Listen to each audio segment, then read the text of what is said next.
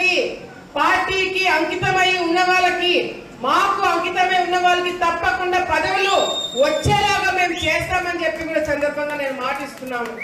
ఉదాహరణ శ్రీకాంత్ అన్ననే. శ్రీకాంత్ అన్న పార్టీకి కానీ కుటుంబానికి కానీ చాలా వరకు ఫస్ట్ నుంచి అండగా ఉన్నాడు. నేను లోకేష్ దగ్గరికి శ్రీకాంత్ అన్నని తీసుకుపోయి ఫస్ట్ నుంచి అన్న చేసినవన్నీ కూడా ఒక ప్రొఫైల్ తీసుకుపోయి లోకేష్ అన్నకి ఇచ్చినాం, చంద్రబాబు నాయుడు గారికి ఇచ్చినాం. కానీ అదే మండలం నుంచి ముక్కు ముఖం తెలియని వాడు ఎవడైనా వెళ్ళి పదవి కావాలని చెప్పి మాకు తెలియకుండా తీసుకుంటే మాత్రము ఆలగడ్డ నియోజకవర్గంలో అడుగు కూడా పెట్టనీయమని చెప్పి సందర్భంగా తెలియజేసుకుంటున్నాం.